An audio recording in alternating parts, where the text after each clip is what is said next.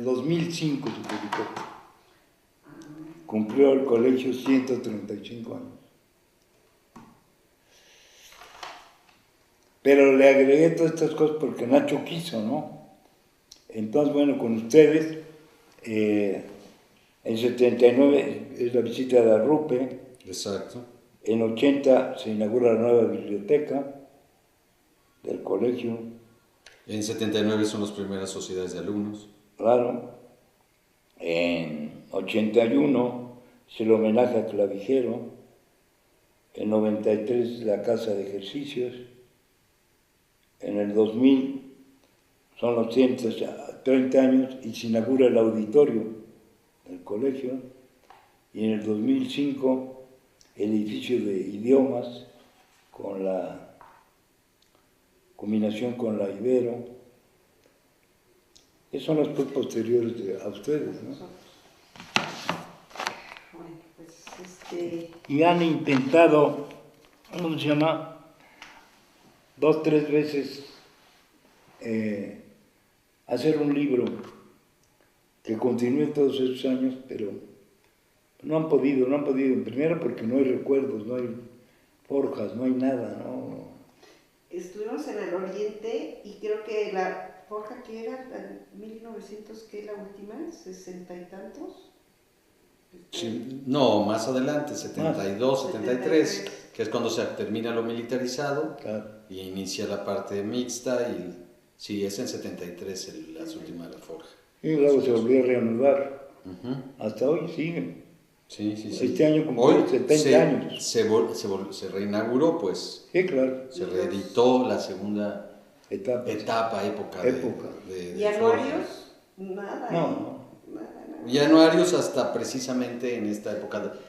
Con Amado. Exacto, el 85, 86. Él reanuda Forja y los... Exacto. Ajá, pero no, ya no había... Entonces necesita una investigación de archivo, sí, de los archivos de la gente inscrita en el colegio. Es lo que estamos haciendo.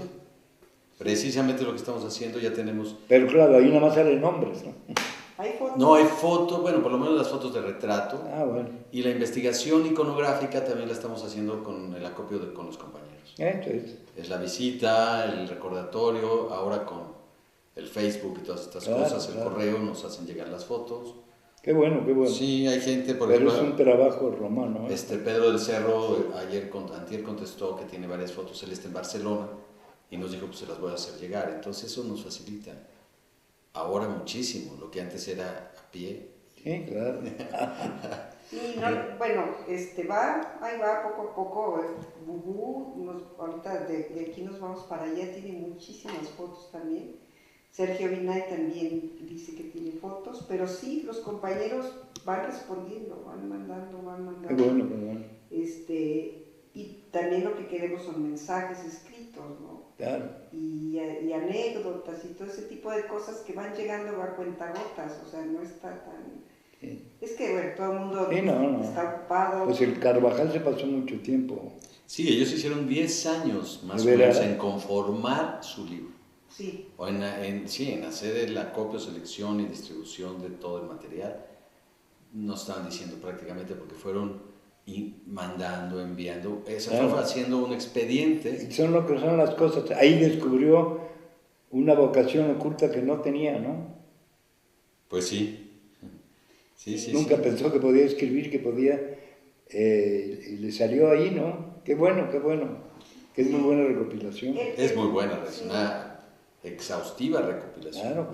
El nuestro, por cuestiones de tiempo y también por cuestiones de que no son muchas hojas, va a haber mucho visual, o sea, mucha foto, y vamos a tratar de tener mensajes y la historia del Oriente, algunos textos ahí que no nos da tiempo de vivir y de...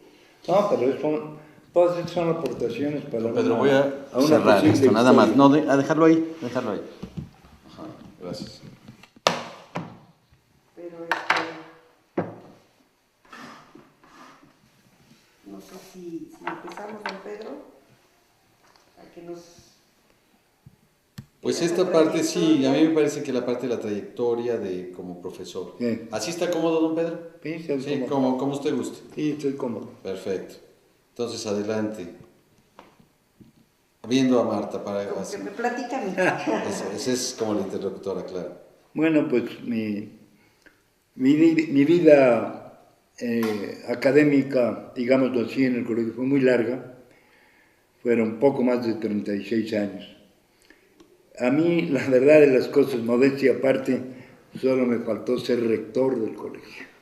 Fui todo.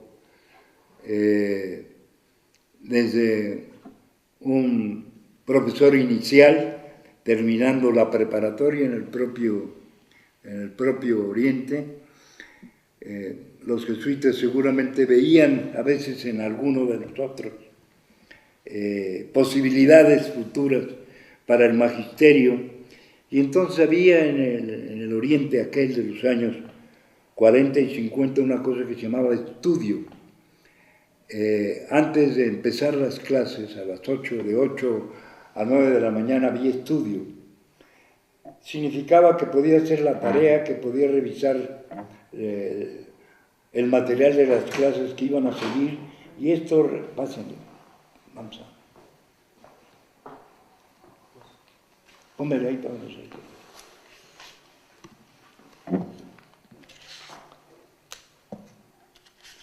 Gracias. Gracias. Gracias, don Pedro. ¿Qué, hombre? Y a mí siempre me pareció una muy buena idea, porque no lo habías hecho, pero la hacías ahí. No te daba tiempo a copiarla, ni mucho menos, porque para eso había vigilantes. Y cuando estábamos en cuarto, primero de prepa, eran 2 años de prepa, cámbiame, ¿no? ¿No tienes? Bueno, te lo debo entonces. No, espérate.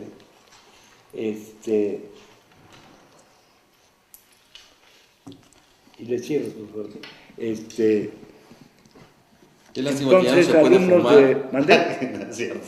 Entonces, alumnos de Qué lástima que no se puede fumar. primero de prepa, de segundo, que ellos, nosotros íbamos a vigilar esos estudios, ¿no? No todos los días, pero en buen número de veces, ¿no? Y ahí pues iba uno definiendo para mí tu interés por dar clases.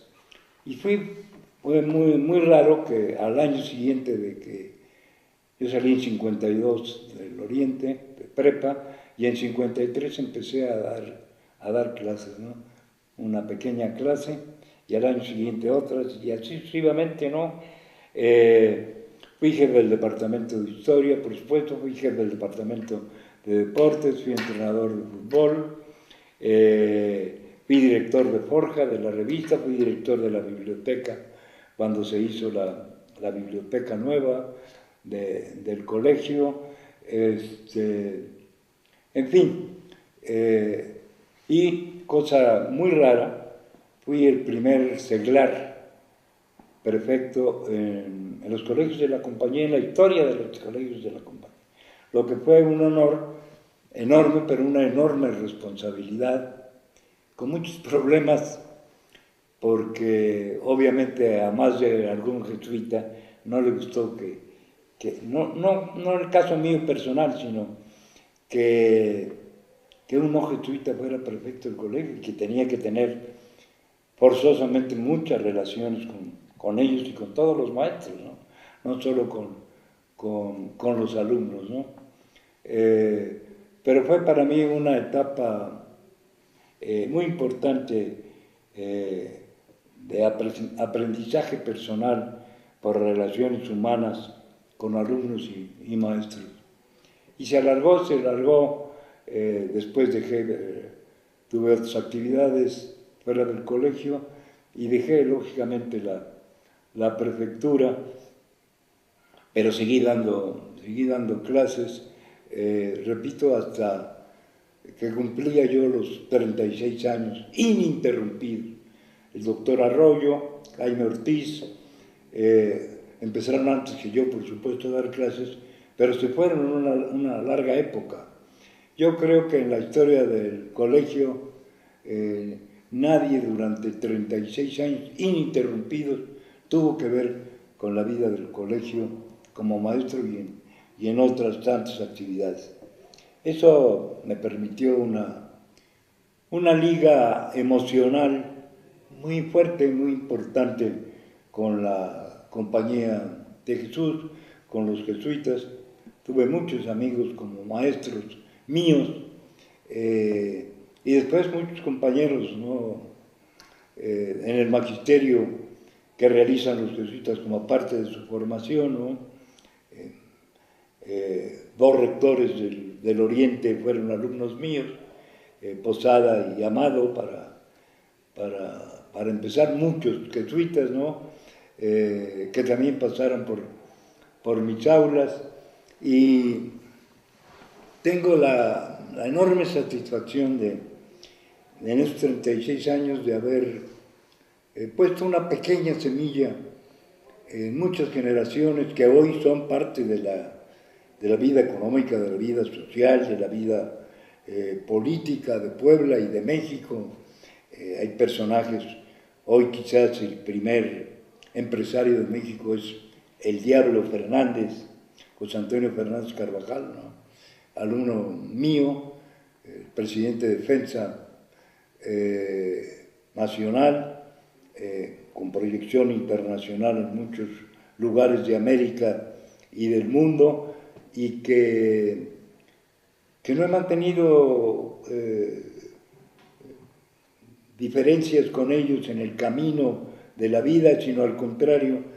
Y todas estas vivencias me han servido quizás para que yo haya llegado a esta edad con los problemas lógicos y naturales físicos que puede uno tener, pero eso me dio vida, me ha seguido dando vida.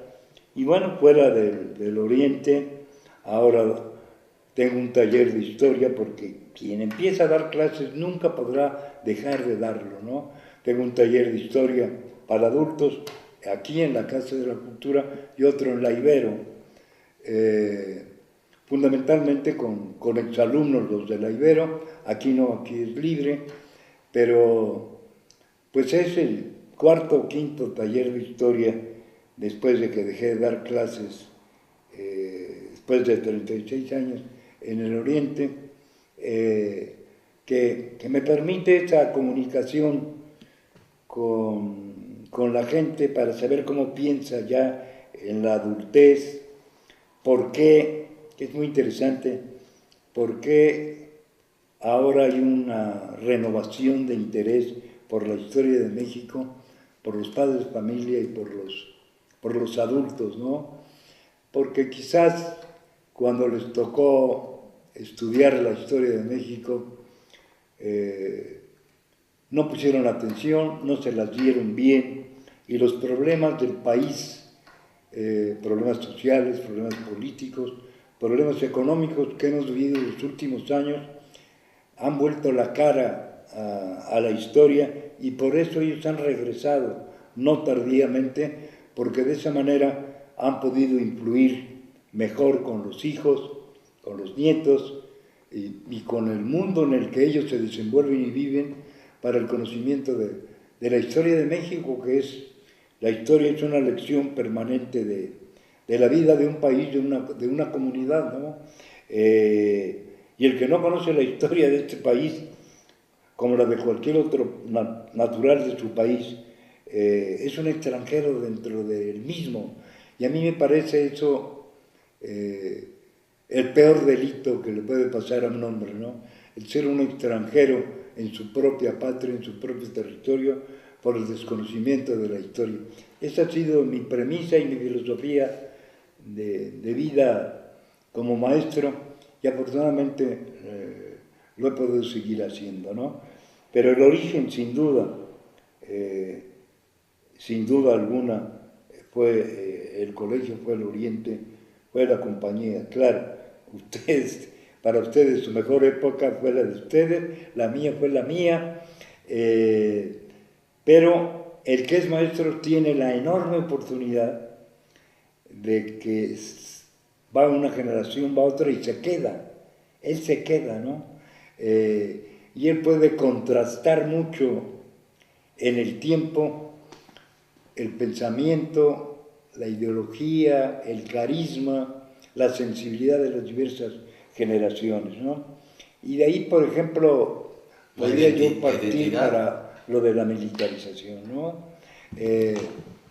Cómo en un determinado momento de la vida de Puebla y de la vida de México, la juventud se inquietó, quizás negativamente en muchos aspectos, ¿no? Fue perdiendo por el propio aspecto ideológico de una sociedad que empezó a ser profundamente materialista, ¿no? Cómo el padre Álvarez de Mensaña pensó que era el momento de tomar o retomar lo que había sido la propia compañía. La Compañía de Jesús es una orden militar, porque San Ignacio fue militar, el capitán Ignacio de Loyola, y ese fue el sentido de la formación original de la compañía. Entonces pensó que se estaba perdiendo la disciplina, se estaba perdiendo la compostura personal, las melenas de los jóvenes enormes, se estaba perdiendo el respeto a los valores morales, a los valores nacionales, y era el momento de apretar a esa juventud bajo una disciplina razonada, porque la disciplina militar del colegio afortunadamente fue una disciplina no impuesta, como puede ser en un cuartel, sino una disciplina razonada. ¿Por qué habíamos entrado a esa etapa de la vida? Y en el correr del tiempo quienes vivieron la militarización, que les impactó en su momento, que quizás no lo aceptaron, a la larga han visto los frutos que tuvo para ellos y para las generaciones que así se formaron, porque les hicieron recapacitar, repensar en su propia vida a través de esos valores que se reencontraron con la militarización. Fue para mí sumamente oportuna. Yo siempre estuve ligado a la vida militar del colegio como alumno. El colegio entonces tenía la facultad de poder tener el servicio militar nacional obligatorio. Lo hice en el Oriente como lo hicimos muchas generaciones. Hubo siempre militares de la zona militar de Puebla en el colegio encargados de la parte estrictamente militar. El colegio desfiló siempre tradicionalmente y con gran éxito en las paradas militares de Puebla. Y bueno, poco se sabe que allá en el año 45, siendo presidente Manuel Ávila Camacho, gobernador de Puebla Maximino, el Oriente fue a desfilar a la Ciudad de México. Un 16 de septiembre, en la gran parada nacional, ¿no? Se le dieron armas al colegio para su vida instructiva militar, mucho antes de la militarización. Sí hubo un alío siempre con la militarización, porque repito, al fin y al cabo, la Compañía de Jesús en su origen es una compañía, valga la repetición, de carácter militar, ¿no? Entonces, para los propios jesuitas fue retomar de alguna manera una idea prima de la vida de la compañía, y creo que sirvió notablemente y fue la base y el pie a otras muchas actividades que el colegio compaginó después de la militarización, como fue la necesidad imperiosa en todos órdenes de hacer el colegio mixto. Nosotros como alumnos el Oriente, como los alumnos de los colegios católicos durante muchos años, la secundaria, la primera, la preparatoria, no tuvimos la oportunidad de convivir con las mujeres. Al contrario, era tabú el poder hacerlo, ¿no? Aún cuando eran madrinas en las actividades deportivas o de cualquier otra índole de carácter social. Lo que siempre me pareció personalmente un verdadero error, pero bueno, fue parte de la formación educativa de nuestro tiempo, ¿no? Y la decisión de hacer el colegio mixto, que también como la administración fue impactante en la sociedad de Puebla, ¿no? ¿Cómo a los jesuitas se les ocurría esta cosa, ¿no?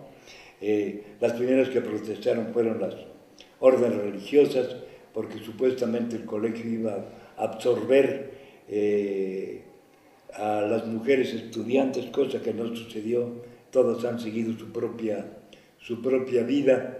Y como todos sabemos, los primeros años del colegio mixto, las mujeres fueron sumamente valiosas porque tuvieron el valor de ser las pioneras de ese trabajo. Yo ya entonces empezaba a dar clases y bueno, tenía tiempo de dar clases y bueno, mi manera de ser siempre, haber dado clases solo a jóvenes, la manera de gritar como gritaba yo en mis clases, digo eso no va a ir con la sensibilidad femenina. ¿Y qué va a pasar, no? Y pronto la conclusión mía, se las comenté el otro día, fue enormemente positiva, ¿no? Por razones disciplinarias.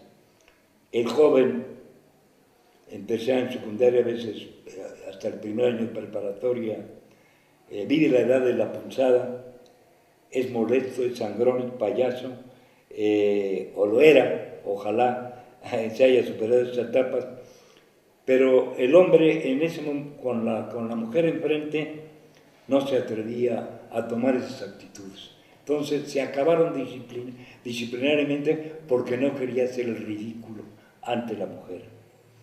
Yo no sé si la mujer es más o menos inteligente que el hombre, ¿no? Yo creo que las mujeres y los hombres hay de todo, mayores inteligencias, pero la mujer tiene mucho mayor dedicación en estas edades, mayor voluntad de hacer las cosas.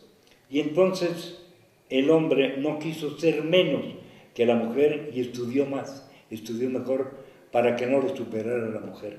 Y en el plan de estudios, de ahí están los resultados, también significó un avance enorme.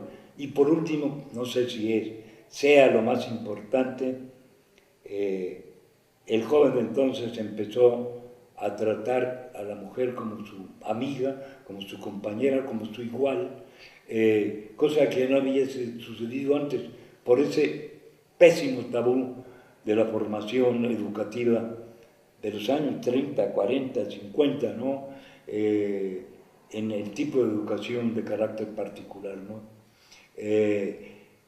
Y ahora hay mayoría de mujeres en el Oriente. Yo voy cada vez que puedo a la celebración del Día del Exalumno y veo que hay más mujeres en el colegio y hay más mujeres en la celebración y arrastran pues a los hombres por razones lógicas y naturales. Entonces, por todo ese conjunto de cosas, yo creo que el Oriente necesitó de la mujer y llegó quizás tarde, no en el momento adecuado como llegó la militarización, pero llegó para quedarse definitivamente y para darle ese toque femenino que el colegio necesitaba, ¿no? Y junto con eso, bueno, pues, así como el padre Álvarez fue un visionario de sus cosas, hubo otro hombre, Ruiz Ugalde, que fue verdaderamente extraordinario. Fue el creador, como sabemos, de las variantes en las colegiaturas para dar oportunidad a los jóvenes. Él acabó con la sección B, que el Oriente tenía para aquellos que no tenían recursos. No, esos que estaban en la secundaria de la sección, pasaron al colegio, como todos, como cualquier otro, ¿no? Para terminar con esa división social, ¿no? Y les comentaba yo ahora cómo 30 años después, una cosa así, en Brasil, los pedagogos hablan de los problemas que tienen, que se plantean ya en la secundaria, de allá y de aquí, en cuanto a que muchos no pueden pagar los colegios particulares. Y entonces se crearon las colegiaturas diferenciadas que le permitió a muchos tener acceso a la selección, entre comillas, de un Oriente que a lo mejor anteriormente no habían tenido esa importante opción. Y se me pasó a decir que es muy importante, ¿no? ¿Por qué se uniformó el colegio? Porque, y eso va un poco en relación con lo que he hablado de las colegiaturas diferenciales, el que podía vestir mejor lo llevaba. Y también se lograba ver, algunos lo hacían por enorgullecerse de su clase social, ¿no? El vestir mejor que los demás, ¿no? Y entonces el uniforme igualó a todos. Tuvieras o no tuvieras dinero. Como tenías que cortarte el cabello igual que todos. Y eso, en aquel momento, claro, el alumno no lo capta, no lo entiende, ¿no? Pero ese fue uno de los objetivos, que yo lo ligo mucho con la circunstancia esta de la oportunidad de unas colegiaturas diferenciadas o de la opción de que se terminara la primaria y secundaria B gratuita, sino que esa gente pasara al Oriente y que por fin el Oriente tuviera una unidad sola, que no la primaria estuviera por su lado, la secundaria, una unidad escolar, que es lo ideal, y se logró. Entonces, que la primaria, la secundaria, la preparatoria, y ahora, bueno, la preparatoria abierta, estuvieran en el mismo local, en el mismo espacio, pues, que también ayuda muchísimo.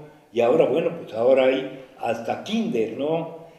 Ahora el niño o la niña puede empezar en el kinder y seguir sin salir de ahí, que eso facilita mucho el problema económico de los padres, ¿no? De que cada ciclo escolar hay que buscar un colegio, y a dónde queda, no hay lugar, en fin. Y si empiezas en San Manuel, pues sabes que está para seguir hasta la preparatoria y después vas a tener el pase directo a la Ibero, si quieres, que bueno, pues es el remate de la vida escolar jesuítica en Puebla, que antes tampoco lo había, ¿no? Entonces todos estos pasos han sido realmente importantes y que solo el tiempo te los va dando, y la visión de quienes han manejado como rectores, como gente pensante, pues la vida educativa, no solo del colegio, ¿no?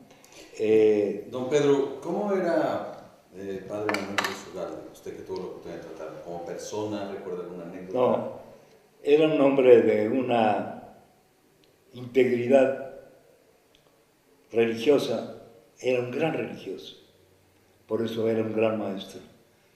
Era un hombre que entendió el problema de lo social de una manera perfecta, ¿no? Era un hombre de decisiones, ¿no? Si él tomaba una decisión, se cumplía, ¿no? Era un hombre, después de mucho tiempo, fue un rector dedicado de tiempo completo al Oriente, ¿no? A él, el problema de la sociedad de Puebla era otro. Había que estudiarlo y verlo, ¿no? Hay una anécdota que poco se sabe. Acababa de pasar los graves problemas políticos, sociales, estudiantiles de Puebla, no mucho tiempo antes de la llegada de él.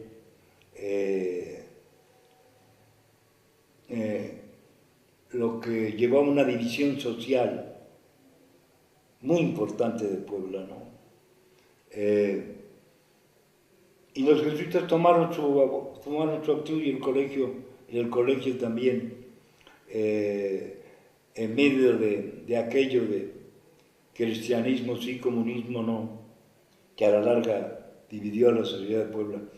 Y se pensó que el Oriente era refractario a los problemas sociales de Puebla y que, pues lógicamente no sabían lo que estaba haciendo Ruiz Ugalde. Vino un día personalmente y solo a la universidad supuestamente comunista de Puebla, para decir, aquí estoy, para explicarles qué estoy haciendo y qué es el Oriente de hoy.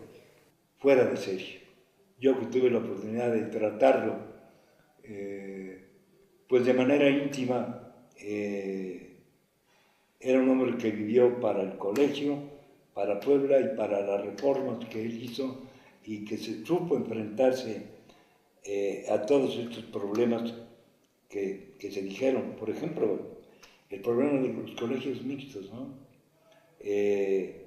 Él fue llamado, por supuesto, por la autoridad arzobispal para que explicara el porqué y si podía echar pie atrás. No. Y él, si no convenció, sí le permitieron que siguiera adelante en su trabajo, ¿no? Ese hombre de una pieza, de una idea, de llevarla hasta el fin, fue verdaderamente admirable. Y en la historia de la vida del colegio se le tiene que reconocer.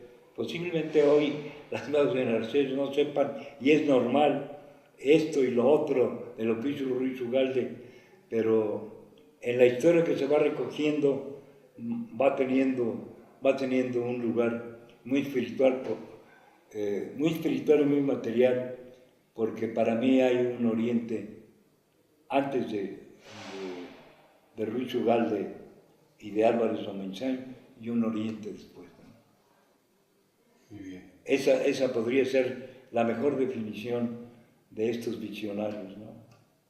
Perfecto. Y bueno, pues Álvarez Omenchain hizo lo que nunca se pudo hacer antes. Siempre se habló del nuevo colegio, siempre estábamos estrechamente encarcelados en la Nueva Poniente. Y él se lanzó a una odisea que fue irse a San Manuel y abrir el Oriente a lo que es hoy, ¿no? A una unidad escolar de 12 hectáreas, ¿no? Terminó la primera parte de la vida material. Ruiz Ugalde terminó la segunda parte del edificio de la secundaria, por ejemplo, y bueno, se permitió la preparatoria en la mañana y en la tarde, después, bueno, el edificio de la primaria, y se formó esta unidad escolar importante. Y hay otra anécdota que no puedo dejar de olvidar. El padre Álvarez inauguró el Oriente y dejó de ser el nuevo edificio y dejó de ser rector. Por supuesto, al dejar de ser rector, perdió el coche del rector. Los jesuitas seguían viviendo en la 5 Poniente. Estaban los detalles de la terminación del edificio y el padre Álvarez iba de la 5 Poniente a unas cuadras del Paseo Bravo para situarnos a San Manuel en bicicleta. Y lo vimos todos y lo aceptamos todos, ¿no? Esa es la disciplina de un verdadero religioso, ¿no? Lamentablemente, como sabemos, en el sismo, el terrible sismo de la Ciudad de México, el padre Ores enfermo estaba en el seguro, murió en la caída del hospital. No sabía eso. Sí. En el siglo, en lo que era el Hospital General. Pero son de las anécdotas que no se me pueden olvidar de ninguna manera, ¿no? Don Pedro, no sé si habíamos platicado con usted acerca de las sociedades de alumnos, que fue la claro. La primera generación, nuestra, que tuvo esa parte de las sociedades de alumnos. Sí, claro, ¿cómo se llama? En medio de toda esta renovación no existía, y desde entonces existe hasta hoy la directiva de los alumnos, que de alguna manera es un ensayo político de lo que se va a vivir después en la vida real, ¿no? Si hay el interés de participar en la vida política de nuestra comunidad, el primer paso es ese, ¿no? Hacer campaña política, ¿no? Convencer a tus amigos, a tus compañeros de que lo que estás postulando va a ser lo mejor para las conquistas propias de tu tiempo en el colegio, ¿no? Esa fue la intención y afortunadamente esto ha seguido, son de los usos que no se han interrumpido. Y es crear para mí uno de los errores del mexicano en la vida política, porque yo tuve manera de participar en la vida política a través de los años en Puebla, ¿no? Yo estaba dando clases, ya había dejado el rectorado cuando fui regidor del ayuntamiento de Puebla, ¿no? Y así como hubo el tabú para la presencia de las mujeres, había el tabú de participar en la cuestión política. Entonces, que alguien que había estado ligado a la compañía, a los jesuitas, empezó a participar en la vida política, bueno, para mucha gente fui comunista, ¿no? Y todo el mundo sabe que yo colaboré con 12 gobernadores de Puebla y otros tantos presidentes municipales. Por eso siempre me pareció, cuando nació el Consejo de Alumnos, este embrión de vida política, me pareció un hecho muy, muy afortunado, porque decía completo, el error, el día que todos los mexicanos, todos, hombres y mujeres, vayamos a las urnas, no habrá fraude electoral. Cuando haya una votación mayoritaria, no podrá haber fraude. Y porque como ciudadanos tenemos derechos y tenemos obligaciones. Y no tenemos derecho a protestar por nada si no cumplimos con la obligación ineludible que es participar, si no en la vida política, sí en la vida ciudadana, como miembro de una comunidad y como ciudadano con nuestro voto, ¿no? Por eso el día que todos votemos en una comunidad, ese día no va a haber fraude, jamás, porque no es uno ni dos, ni es un partido, sino es toda una comunidad la que está atrás de la representación popular que se consigue con el voto. Sí, fue otra de las realizaciones afortunadas en la vida del colegio, ¿no? Y generar ideas, exponer ideas. Claro. ¿No? Convencer al prójimo, atraértelo, ¿no? Aunque sí ha habido, como se llama, Hinojosa, algunos del colegio de los presidentes municipales recientes de Puebla. En fin, sí ha empezado, aquí traigo una relación. Hay una diputada ahora también, ha habido varias. Claro, sí, claro. Sí, diputados ha habido varios Sí, claro. del Oriente, pues, ¿no? Y eso yo creo que es una semilla que empezó y que tarde o temprano Jorge Murat fue un extraordinario político, presidente municipal de Puebla, exalumno, brillante exalumno del Oriente, un hombre que como funcionario público se le debe en gran parte la existencia de la Iberoamericana. Lástima que su carrera la truncó un accidente que todavía está por analizarse y discutirse si fue realmente un accidente o no. Así es. Volviendo a aquellos años del 79, la visita del padre Arrupe. Claro.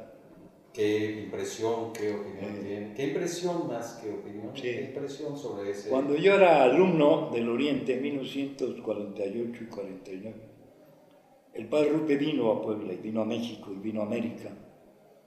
Perdón, en el 49. Sí, el padre Arrupe fue el superviviente de Hiroshima. Era el superior de Hiroshima.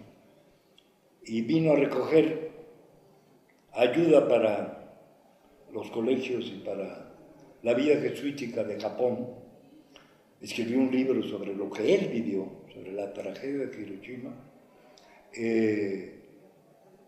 Y yo tuve la fortuna, y ahí está, de entrevistarlo para Forja. Arrupe regresó a Japón y fue misionero toda su vida hasta que fue nombrado general de la Compañía de Jesús. Fue un gran transformador de la vida, para muchos discutible, para otros no, para mí no, de la vida de la compañía. Y Arrupe no solo fue un personaje en la segunda mitad, la primera mitad del siglo pasado, sino fue un gran personaje mundial, universal, de la vida del siglo XX, de la segunda mitad del siglo XX, por transformador de la propia compañía. Vino, como todos saben, vino a la reunión del Papa, la vez primera que el Papa reinante vino a México y a Puebla, que entonces que hubo una reunión de los obispos de América Latina y por supuesto de los superiores de la compañía. Y Arrupe vino a esa reunión y lógicamente tenía que ir pues al colegio, ¿no? Yo le había mandado cuando llegó a ser el padre general, yo le había mandado la entrevista aquella que le había hecho, me mandó unas líneas y luego, bueno, en privado tuve oportunidad de hablar con él minutos antes de que apareciera en público ante los maestros, los alumnos, los padres de familia y todos los que querían ver al Arrupe de estos tiempos, ¿no?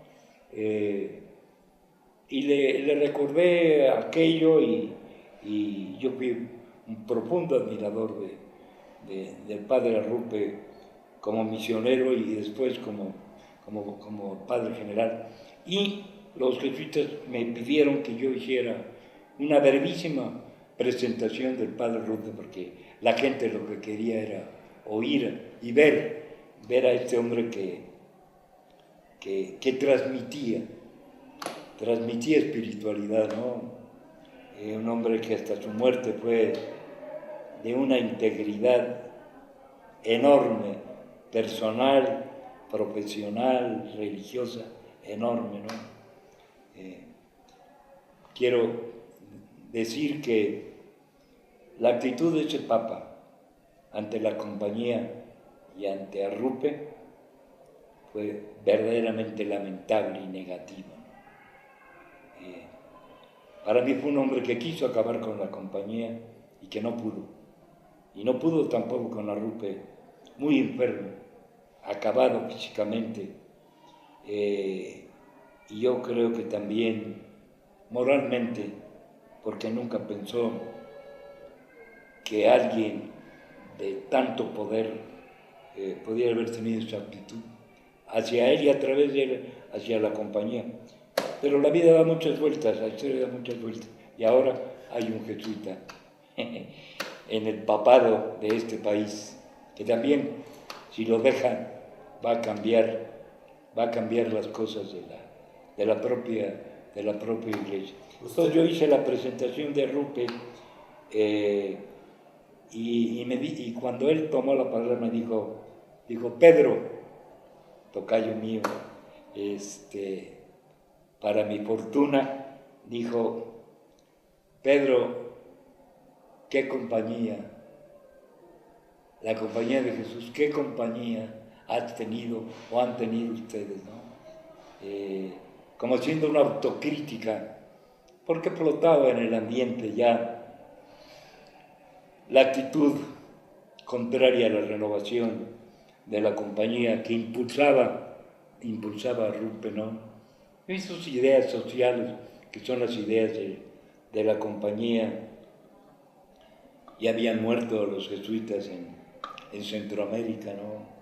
Acribillados materialmente por su actitud social, por su actitud ante la política, ante la represión, ante el militarismo brutal de Centroamérica, que la gente pues no entiende, ¿no?